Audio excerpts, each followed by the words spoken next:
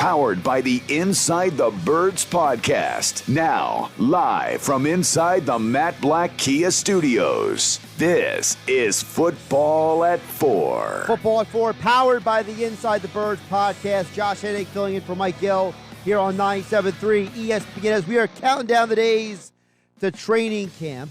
Although there are a couple of teams that are actually got people in there right now. It's the Raiders and the Bills have their rookies reporting today because they're in the Hall of Fame game. So football is already in the air, and we got Geoff Mosher back for another Monday edition of Football at 4 here on 97.3 ESPN. Jeff, I have good news for you. I have zero interest in talking about the Madden ratings. Thank you. That would be a really boring 20-some-odd minute segment with you and me if that were the case. Honestly, when I've gotten 3 alerts today about the Madden ratings, and I've just done the left swipe on all of them. I'm just like, I'm out. I have zero interest. Nice. I love that 2022 jargon. I just did the left swipe on it. That's all. That's Can you imagine trying to explain that to somebody in 1988? Oh, I didn't like what somebody said, so I just did the old 1988. How about 2008?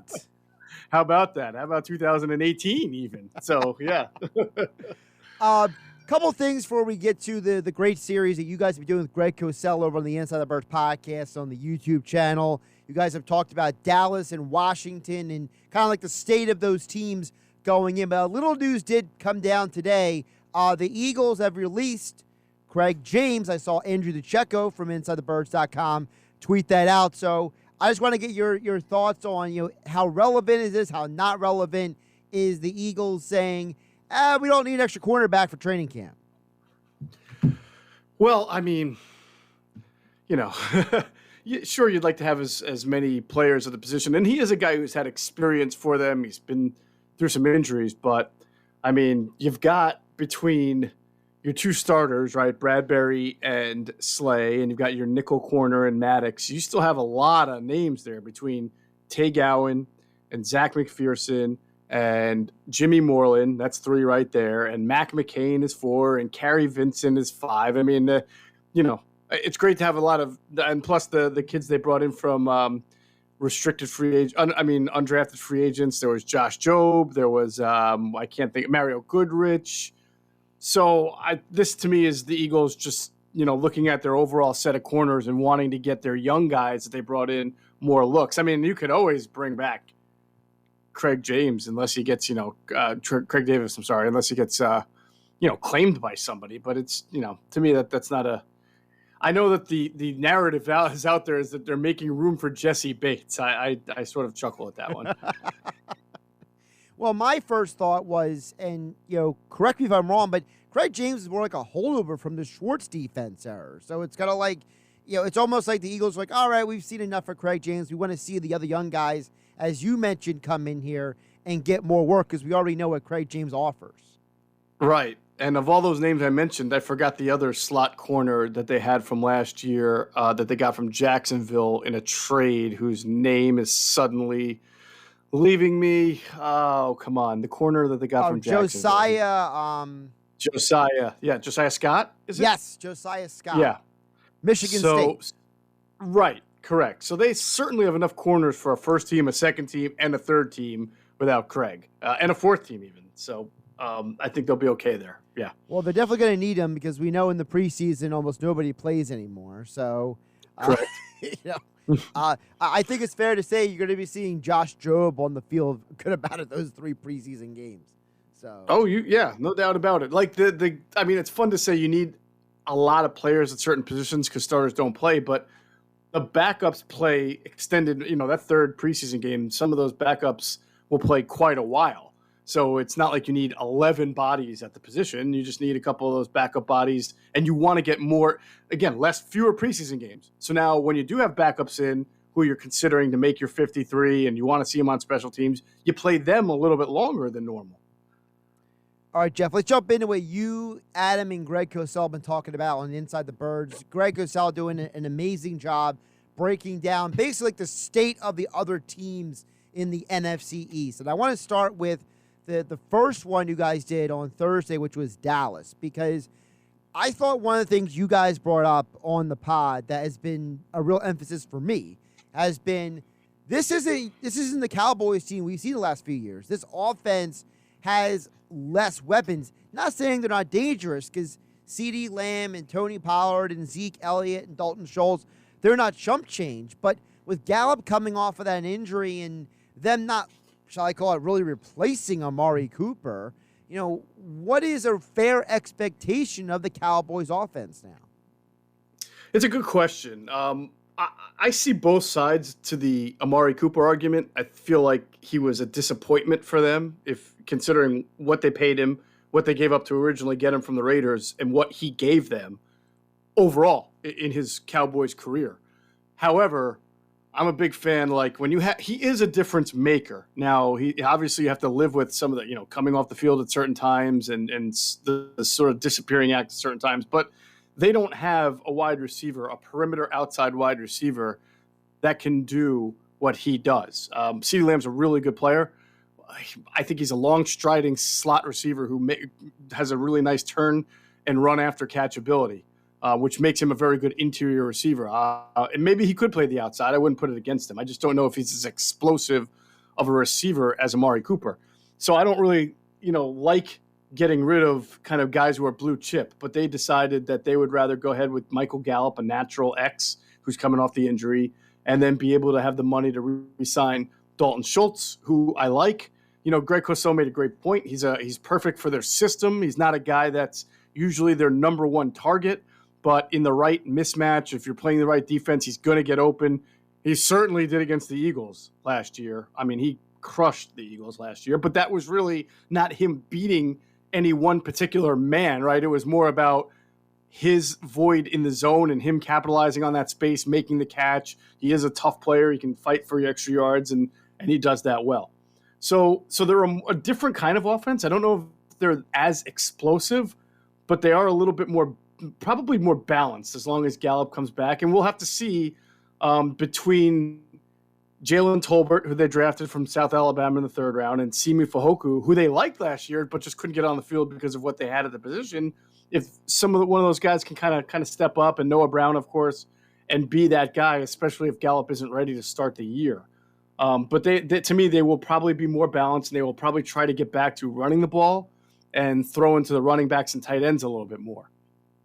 Now, with that being said, if they're going to be running the ball more, as you said, Greg Cosell brought up the point that, this isn't the same Zeke that he used to be, And I think, even someone like myself who's not breaking down tape 24/7 like Greg Cosell is, can see, hey, Zeke, he just doesn't have the same breaking of a tackle, burst into the hole that he used to. So if the Cowboys are going to be leaning on the run game, is that really the best option for them?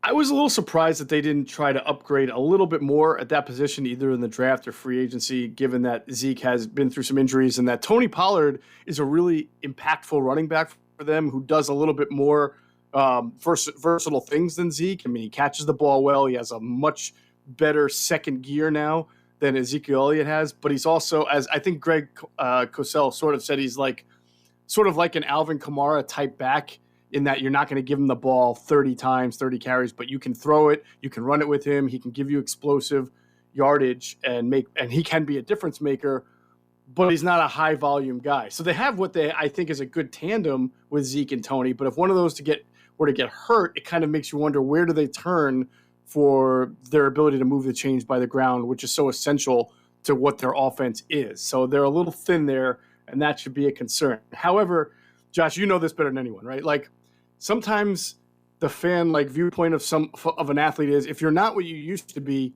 you stink. Like, James Harden is not what he was in Houston. And it got to a point where people thought he stunk. He stinks. He's terrible. He's not terrible. He's a different kind of player now, right? But he's certainly not terrible. And I would say Ezekiel Elliott, I think most people would be surprised if I told them that he was over 1,000 yards and 10 touchdowns last year combined, because I think people have this kind of perception that he now stinks. He does not stink. He's going to get you the 4 yards per carry. He's still a fighter of a running back. Like, he's hard to tackle when he gets going downhill, but he does not have the explosive element, that second level gear that he had. I mean, he was never really truly a breakaway Barry Sanders like, but he used to have a little bit of a second gear that he no longer has. But he's still a good running back, and every time he plays the Eagles, he seems to be pretty productive. So he's still a guy that you got to have kind of circled if he's going to get the ball. Football Forward Geoff Mosher, powered by the Inside the Birds podcast at Geoff Mosher NFL on Twitter. The latest edition of the Inside the Birds podcast dropped this morning. We'll get to Washington in just a couple minutes, but I want to stick with the offense a little bit for Dallas because you mentioned about how Zeke has hurt the Eagles in the past. But my question for you, Geoff, is how much of that was Zeke and how much of that was that offensive line that's taken some hits in the last couple of years? Well, I don't think you can divorce the two, but I will say I think you probably remember a couple of years ago against the Packers, Zeke busted out into the second level, and Chandon Sullivan tried to put his head down to tackle Zeke at the ankles, and Zeke hurdled him like an Olympic hurdler there and went on. And so Zeke was special now. I know he's a Cowboy, and I know we don't like to talk nicely about Cowboys in this area, but first 3-4 years of his career, yeah, Zeke was helped out by that offensive line, but he helped the offense also by making the most out of what he was given. I say that about Miles Sanders. Sure, it's great for Miles to play behind an offensive line, and he averages 5.5 yards per carry, but let's not act like Miles Sanders has not had some really explosive breakaway runs where he has just outran competition at times. Do you think that the Cowboys offense is going to be good enough for them to do what they want to do this year? I think it's going to be different. I think it's going to be more methodical. I think your question will be answered by Dak Prescott has gotten incrementally better every single year as a quarterback to now where you have that conversation of top 10 quarterback. Is he going to continue? Is he going to get into the top 5 just on his own work and improvement alone? Or have we seen last year what Dak Prescott is? And which is not bad, by the way. If that's the best that you're going to get, you have a chance to win. Right. But without that explosive element, you're going to need the running game. Because I do think that Dak is not the guy you want throwing 45 times a game. So we'll see. And then I would add on top of that, I think Kellen Moore. Is there Kellen Moore? Yeah. Yeah. Really, really good offensive coordinator.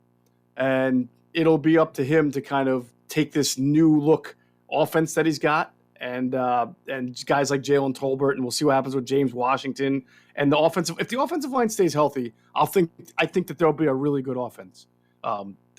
Maybe not as explosive as they were at times last year, but definitely being able to score 24 to 26 points a game. Kellen Moore also continuing to audition for his next head coaching job because we know, when everybody, when guys like we talk about Jonathan Gannon got all those interviews last year. Kellen Moore's had 2 years worth of interviews at this point. So, at some point, someone's going to hire him. So he wants that offense to keep playing well. Right. And the Cowboys are a strange team in that I don't think anybody is very impressed by the head coach, but I think the two coordinators, him and Dan Quinn and Kellen Moore, are the catalyst to their success last year and going forward. You mentioned Dan Quinn. Let's get the defense real quick. No Randy Gregory. He's gone. Right. But the Cowboys did make some interesting additions this offseason to at least shore up what Dan Quinn likes to do. And I thought one of the things that Greg Cosell brought up is, hey, Dan Quinn wants to run a system. It's not literally the Seahawks defense, though. So, right. The additions they added may be more important to Dan Quinn than it may be on, paper per se. Right. I mean, Dan, when he brought the sort of the cover 1, cover 3 zone system to Atlanta, then he comes to Dallas and he plays a lot more man. So he adapted. He played more man defense than he was known for, and a lot of man defense last year because he just felt like he had the personnel to be able to do that. And that's great. I mean, obviously it paid off for Trevon Diggs. He became a playmaker. It paid off because you have a very good front 4 rush to be able to, help your corners out and your safeties out. And that front 4 rush was spearheaded by Micah Parsons. And so remember, DeMarcus Lawrence was out for most of last year.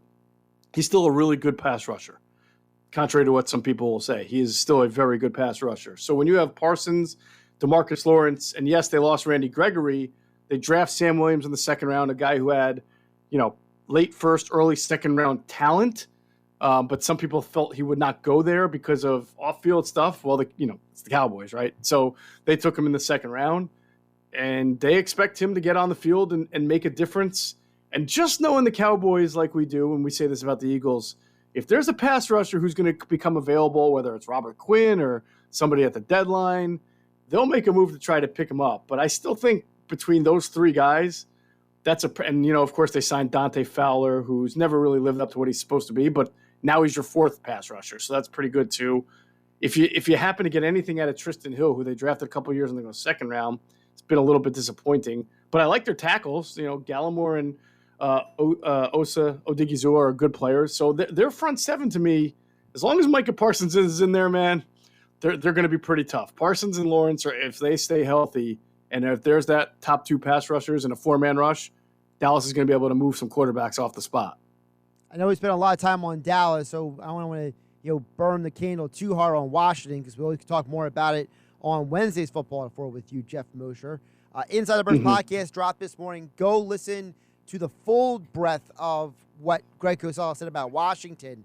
But I think two of the things I want to take away from specifically, you guys said multiple times on the pod that dropped this morning that, hey, if Washington is healthy, hey, if this guy is healthy, hey, if Curtis Samuel is healthy, and it seems like Washington is literally banking on, hey, if we're healthy, we're really good. But if we're not healthy, well. Right. So I've spent a lot of time thinking about this, probably too much time. But I look at Washington's roster, which we can get into again when I'm on Wednesday, and I say to myself, I think they can make a pretty strong argument, just pound for pound, talent for talent, as having one of maybe the best 53 in the division.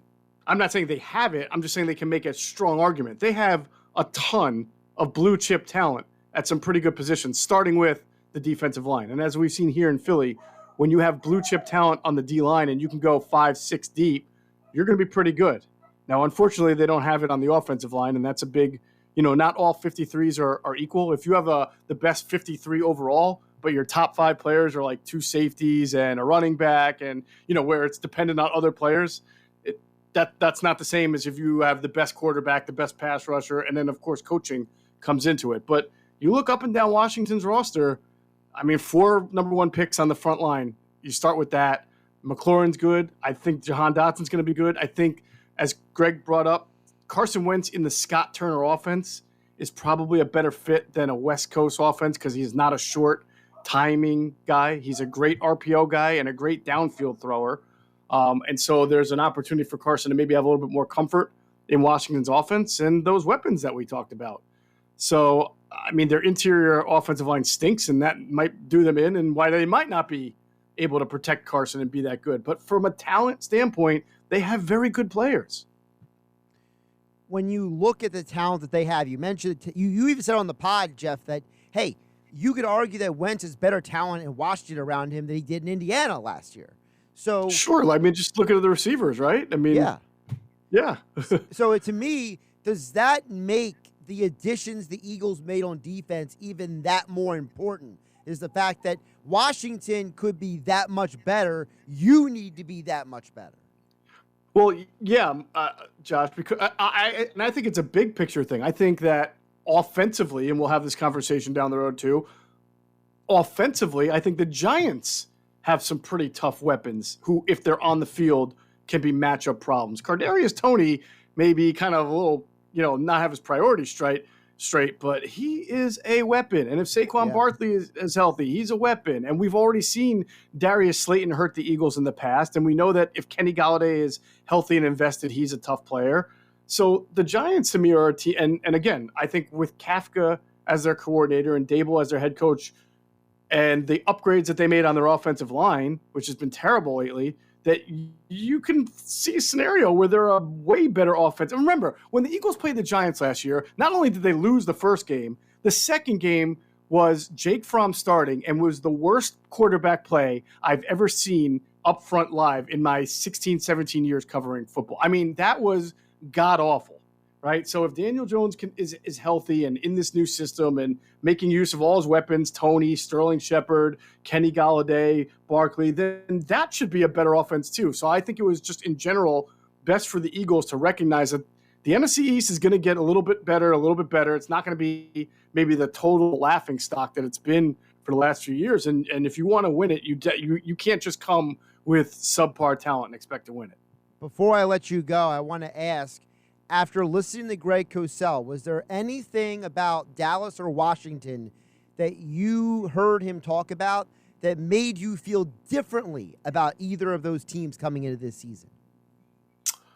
Yeah, I think with Washington, knowing that they love that Ron Rivera is a big run guy and an RPO guy, and he's not like Pete Carroll where he feels like he has to run all the time, but he likes to establish run. He did with Carolina, even with Cam Newton being MVP, right? Always had the two running backs in the running game. So Greg Cosell really likes Brian Robinson, the rookie running back from was it Oklahoma, right? Yeah. Was that where Rob? Yeah. Oh, Robinson. And no, he's from Alabama. I'm sorry, I meant Alabama. Right. Brian Robinson, he likes a lot. And he even believes that Brian will have an opportunity to overtake Antonio Gibson as the number one running back. But I don't think Antonio Gibson's going to go away. I think that actually gives Rivera the kind of 1-2 punch at that position that he really likes to have. Remember, when Cam Newton won MVP, they had, I want to say, who were the two running backs? There was they